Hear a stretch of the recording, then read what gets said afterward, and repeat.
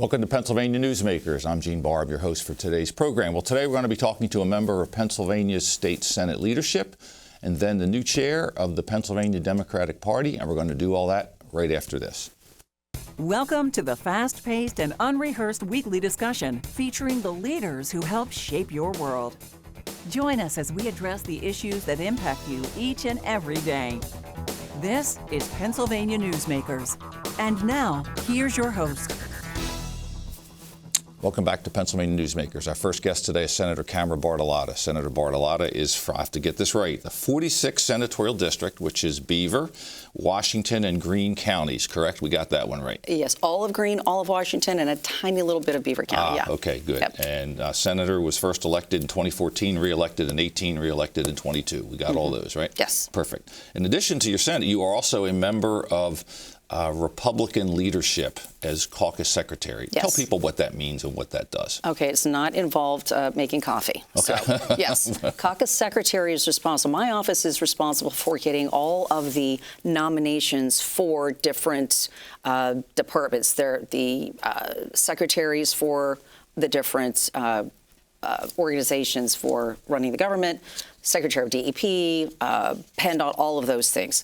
There's a lot of them. There's a whole lot of them, yes. And any of those positions that get appointed and voted on by the Senate go through my office. So wonderful Stephanie Moore, who's the one who does all of the groundwork on that. She's amazing. And it involves quite a lot because there's a lot of paperwork that gets involved and they have to be on the calendar so many days. And after so many days of being on the calendar, there are certain things you have to do, a lot of logistics. So we have to confirm those positions as the Senate.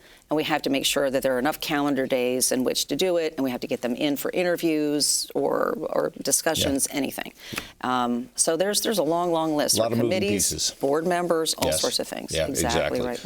You're also vice chair of Labor and Industry Committee, Yes. but during COVID, you were chair of that committee, and I know you were heavily involved in trying to figure out how we move forward safely, but also how we try and get business back up and running, small businesses, larger businesses, et cetera, because I know in my previous time at the chamber, we worked closely on that. Very much so. Yeah, I was chair of Labor and Industry for 4 years. I chose to do it for a second term because it's so vital to me that we have a robust economy through labor and industry, and not just people working, but workforce development and training and making sure we get government out of the way.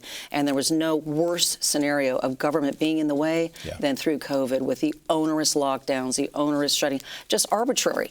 And it was so disheartening and really heartbreaking a lot of the times. I actually had someone in my region who committed suicide. He was a bar owner and he couldn't hold on. He was losing absolutely everything. And when the governor's office called my office and said, okay, don't tell anybody. This was a Friday. Don't tell anyone, but next Friday, the governor's going to come out and lift, from red to blue, whatever all the stoplight stuff. Yeah. Don't tell anyone, but that's going to happen. And that next day, I got a message from a friend of mine that said, well, so-and-so, yeah. And he left a note saying, at least my family can get the life insurance and move on. Horrible. So immediately really I went on social media, blasted it everywhere. Got a quick call from the governor's office. I said, well, I'll do it again. This is ridiculous. Saving lives. But thank you, and thank, David Taylor with PMA. I think it was like once a week You or so. were once a week with us. Yeah, on we just had Zooms. what can I do to help? How do we move forward? What do you guys need constantly? Yes, what can we do? How can we make a change? And what do we need to fight for? And how can we tell these people, please, dear Lord, hang on? Are they getting their PPE? Have they applied for the grants? Have they applied for everything? Right. But thank you for that. It was a struggle. Thank you. So obviously we've got to talk a little bit about the budget here. So we are just about November. There's still no budget due June. Not the first time. These have been late, and it seems to be more common as we go forward. So the state Senate recently passed their version of the budget. Governor Shapiro said it was not serious. Tell people why this was a serious budget. Well, it's a serious budget on a lot of fronts because he passed the same budget last year.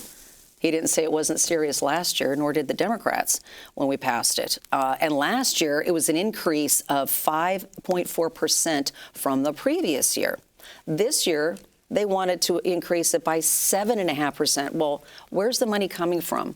We can't spend billions and billions of dollars more than we bring in. I owned a business for 31 years. You don't say, okay, next year I'm going to spend this. Now we'll figure out how to fill the hole.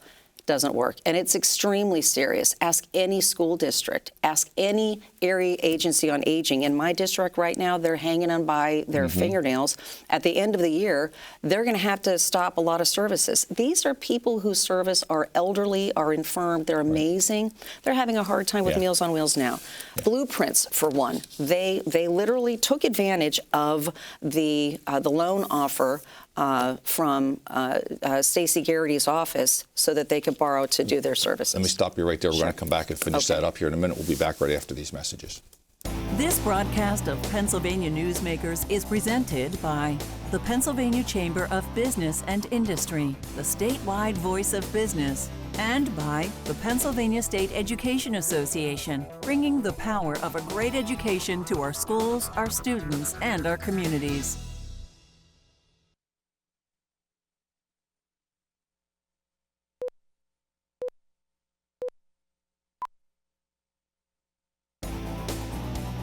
This broadcast of Pennsylvania Newsmakers is brought to you by the Pennsylvania Highway Information Association, the go-to source to learn about transportation projects and issues.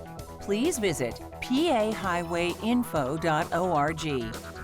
And by the Pennsylvania Manufacturers Association. Business in Pennsylvania is our business. Welcome back to Pennsylvania Newsmakers. We're here with Senator Camera Bartolotta, who's a member of the state Republican leadership team. Senator, thanks for being with us again. Just real quick, finishing up on the budget. Any end in sight, light at the end of the tunnel at this point? Well, we're seeing some movement a bit, and finally, just for this last 3 days of this week, the leadership finally was able to get into the same room and have some conversations. And hopefully that bodes well, and we can come to a common sense number that doesn't spend more than we make. Good. I want to talk about something that I know you've been heavily involved in, which is criminal justice reform. And you've been involved with it. In fact, I believe was one of the co-founders of the Criminal Justice Reform Caucus. Yes. What made you get involved in it? Because Pennsylvania was a groundbreaker here with the first state to pass clean slate legislation. It's not often Pennsylvania is a groundbreaker in a positive way. It's so we true. were here. Yes, thanks, Gene. Yes, it's very, very important to me. And back in 2018, I started the caucus because where I sit in my district, Washington County made national news. I think it said something about 48 hours, 8 overdoses. It was just awful. The problem with the opioid epidemic has really led to a huge increase in incarceration because of theft, because of all sorts of different things. So I was seeing it from that lens and knowing that we have basically since the 90s turned criminal justice reform, criminal justice process into warehousing. We can't do that. We need to get people back to work, back to taking care of their families, back to paying taxes and being good citizens. 95% of people incarcerated get out. Right. What do we do with them? So that's a process that needs to be looked at, and it's really taken on a lot of steam. It has, and it really is a workforce issue because we can't find people to fill the jobs we have now. There's a whole population of people who committed something maybe 15 years ago who've been great since then, but were blocked because they were asked, well, do you have a criminal conviction? Exactly, and exactly. Your work helped break that logjam. Well, and it leads to recidivism if they can't get a job, if they can't get higher education, they can't get a house, they can't take care of their kids. You know, check the box. So, you know, we can't give life sentences for every single crime in Pennsylvania. Right. And it's been, you know, we've heard many, many positive things about it. Are there more pieces of that to come from your perspective? Absolutely. I just met yesterday with the Lieutenant Governor regarding Pardons Board. It's dynamic in its makeup, and I think we really need to look forward to making some different changes. Yeah. Good. Talk about other industries in Washington County. I mean, I've been out there. It's a beautiful area, pretty rural though, but it has changed in the last 15 years for the positive because we talk about the energy revolution here in Pennsylvania. It is. Yes, it's centered in places like Williamsport, but so many companies have headquartered in Washington County. How has that changed that dynamic and that industry? I call it Energy Central because we are the Marcellus and Utica play, huge. EQT is headquartered there. As a matter of fact, Toby Rice is phenomenal. He's the owner of EQT. And he'll answer my phone call because he's just a font of knowledge. And what we need to do is understand the benefits of the natural gas industry. We still have coal, and the technology is amazing for producing energy with coal in a much, much, much cleaner way. We have abundance of both of these things. But right now, with the gas industry, we have reduced the carbon footprint in Pennsylvania by over 50%. Right. It's incredible. We should and could be producing 4 times what we are. Very quickly as we close, have you seen the benefits transcend down to small businesses in Washington County and other places? Nothing like it. There's nothing that you touch or use or see that doesn't have something to do with the fossil fuel industry. We absolutely need it. We have to use it, and we should be getting Reggie the heck out of the way, Regional Greenhouse Gas Initiative, to produce the gas that we need. We should be exporting freedom. This is not just energy, it's freedom, and it's it is a energy geopolitical independence, issue. Yes. Without a doubt. Yes. Thank you. Senator, thanks for being with us on the show today. Look forward to having you back on. We'll be back with our next guest right after these messages. This broadcast of Pennsylvania Newsmakers is brought to you by Cross-State Credit Union Association. Credit unions, where people are worth more than money. To find a credit union that is right for you, visit crossstate.org. And by the Energy Association of Pennsylvania, Pennsylvania's energy information source.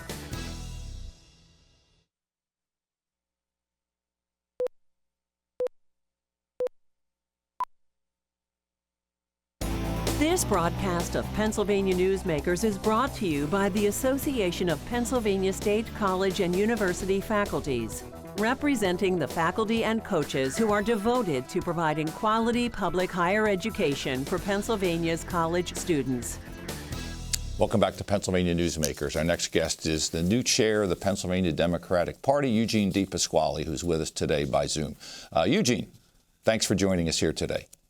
Always a pleasure to see you, Gene. How you doing? Good. Greatly appreciate it. So, a little bit on your background, which is very interesting. A former member of the House from York County, if I recall correctly, 2 terms as state auditor, ran for a seat in Congress, ran for Attorney General. Of course, Attorney General is also statewide, and you're now teaching a number of different, very interesting sounding courses at University of Pittsburgh. Yeah, that's right. I'm practicing law in Pittsburgh as well. So I have gotten to see the whole state, including my daughter lives in Philadelphia. So I'm trying to cover all my bases statewide here. Oh, good for you. So let's talk a little bit briefly about what you learned. You've run statewide 3 different times. What did you learn about Pennsylvania you might not have known before?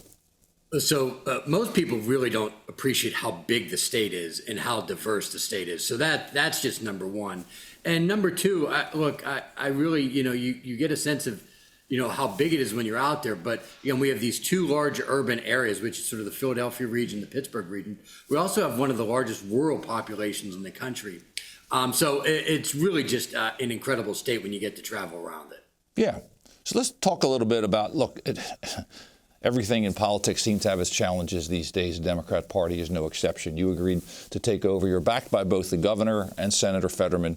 We're pushing for you to do this. But when you came in, I think you've been seen reporting in the paper that kind of the cupboards were bare from a financial perspective. So you have your challenges now, right? Yeah, look, basically got the gavel. We couldn't meet payroll with the money that was in hand that month. Now, we've been doing a significant job raising the money, hiring the necessary staff, and starting to push forward. But the second part was we had I was basically elected chair in the midst of this retention race, which I believe is the most important retention race we've had in decades in Pennsylvania. So it really was no time for a vacation there.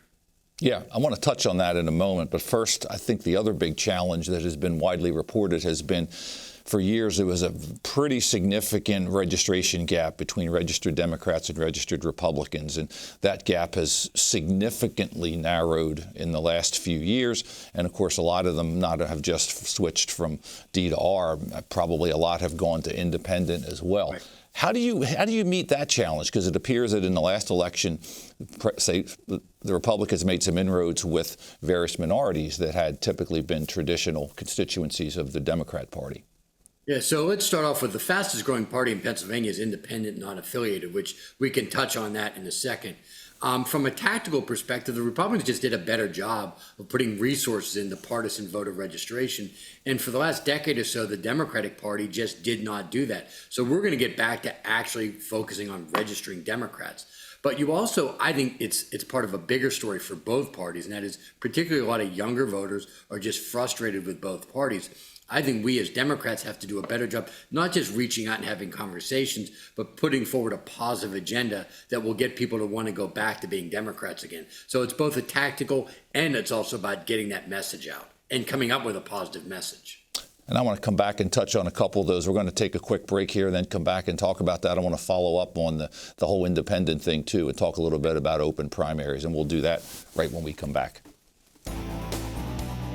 This broadcast of Pennsylvania Newsmakers is brought to you by the Pennsylvania Medical Society. Inspired physicians committed to the good health of Pennsylvanians and the advancement of the practice of medicine.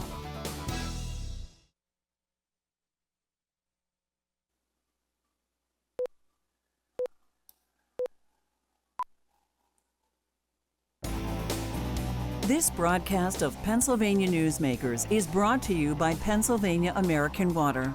We keep life flowing across the Keystone State. Welcome back to Pennsylvania Newsmakers. We're here with the new chair of the Democrat Party, Eugene DePasquale. Eugene, before we broke, we talked a little bit about independence, and I wanted to get your perspective on something that we've talked about here on the show in the past. Because right now, of course, if you're not registered Democrat or registered Republican, you can't vote in the primary. How do you feel about what are called open primaries? Yeah, when I was a legislator, I actually introduced a bill allowing independents to declare on primary day whether they should vote, whether they could vote in the Republican or Democratic primary. And just for a process, people wouldn't get to vote for a Republican primary for governor and a Democratic primary for U.S. Senate. You'd have to pick one lane that day. But I've believed that for a long time. And even when I introduced that, Governor Rendell was the governor at the time, and he endorsed that. I believe it would force both parties to compete for a broader pool of voters. And look, a Pennsylvania primary is paid for by taxpayers. So I think it also, look, if taxpayers are paying for it, we should be trying to get more of them to have a chance to participate in that process. It has not gone anywhere, but I think it's an incredibly popular idea, and I'm hopeful that it will eventually come to pass. Okay. You also touched on the upcoming election we've got here in early November, of course, which is, and the biggest race on there, this is as what we call an off-year election usually, but been a lot of attention around what you, of course, referenced as the judicial retention races, the most prominent being the 3 Supreme Court justices. How do you see that working out? Because there's a concerted effort among some people to say no to keeping those for another 10 years. Yeah, the Democratic Party, we are pushing hard for a yes vote. We believe that these justices, first of all 5, we want a yes vote, but particularly at the Supreme Court level, they've stood up for reproductive freedom, for protecting workers' rights, for fair education funding, and the nonpartisan Pennsylvania Bar Association has recommended a yes vote for all of these. And look, I am not thrilled with the idea that this thing has become so politicized. You basically have one sort of MAGA billionaire that's decided to inject tens of millions of dollars, or at least millions of dollars, into this no vote. But we are pushing hard for a yes vote. I believe the court should be independent from billionaires, no matter who they are. Are you pushing, would you be in favor then of what's called merit selection, that is having a system to appoint these judges rather than elect? Yeah, I actually supported that when I was a legislator as well. So one of the things is when you legislate, you have this track record. I still think electing judges at the county level makes a lot of sense for the common pleas. You still can get to know people at that level. I think having statewide elections itself for some of these judicial appellate positions can be quite confusing to voters. But having said that, this is what we have. It's a yes-no vote, and we believe strongly that there should be a yes vote. Okay, so each party has its own challenges. Let's be completely honest about that. There's a lot of, and you've stated this, I think I saw somewhere a comment that said that as a party, you, and I probably, the Republicans probably the same, are not pushing back enough on extremism. Tell me what you mean by that. Yeah, first of all, I think as a party, and I've been starting to do this as chair, is we've got to do a better job of listening. So I've started to engage in a lot of town halls across the state, engaging with working class voters, people of color, people that maybe had traditionally voted for us but haven't in recent elections to try to just hear from them why they're frustrated with the party. Two is, look, you get this, we need to do more of a job of pushing back against Trump. And look, there is many parts of the president's agenda that I have deep concerns with and deep problems with. But I also believe we've got to offer a positive agenda moving forward in addition to pushing back on Trump. I think we see that with Governor Shapiro here in the state, where he is at a very popular approval rating, I think because people see his agenda, which is investing in education, cutting taxes for seniors, which is clearly very popular, in addition to pushing back strategically when you think the president is going too far. But it can't just be about being against Trump. That is part of it, but there's got to be a positive agenda moving forward. Just to leave Pennsylvania for a minute, one of the other things is the race for mayor of New York City. So that's been generating a lot because the individual running has been, or maybe still is, a member of the Democrat Socialist of America. Does that create an issue for you guys moving forward? Look, I think a lot of people understand that New York is different than Virginia, which is different than New Jersey, which is different than Pennsylvania and Nebraska and Ohio. Look, the voters in New York are going to settle that, and we're going to see how that plays out. But I'm really focused on this Pennsylvania retention race and making sure we retain our justices. What do you think are the issues that have pushed people? We talked earlier about this registration narrowing the gap. What do you think are the issues that have pushed people away from the party and that you guys now need to address? I think as a party, if you go back I think some of this dates back to even in the 90s, where people started getting frustrated with the loss of manufacturing jobs, and nothing really came in to replace that. And so there's a big chunk of America, not just in Pennsylvania, but across the country, that is frustrated by that. I think there's been a middle class squeeze. Look, the Trump tariffs and raising prices that are really hurting average everyday Pennsylvanians and average everyday Americans. And we as Democrats have to do a better job of offering policy prescriptions that specifically meet those challenges of people. Okay. I'll close with this because I think it's something that it is very concerning. There's a tremendous concern about political violence in this country, and trying to, we've seen it on both the Republican, the Democrat side, and a lot of concern about what some have termed whataboutism. That is, when you're called upon to condemn it. It's that was bad, but look at what the other side did. Is that a concern? Is that an issue? And how do we address that entire thing of whataboutism? Yeah. So first of all violence is wrong, and political violence is particularly wrong because it's an attempt to try to quell speech. And so to me, whether it is somebody from one of my Uncle Alfred years ago when I was a little kid said, he goes, look, I may disagree with what you're saying, but I'm going to defend to the death your right to say it. And so we have to do a better job as a society of welcoming people's political views. And when it comes to the whataboutism, particularly when it comes to political violence, look, both parties can give you a laundry list of political violence over the last 10 to 20 years. Exactly. It's all wrong. Full stop. Well, thank you, Eugene. I greatly appreciate that. We hope to have you on again. Good luck in your new position. Thanks for watching the show. Look forward to seeing you next week. Thanks.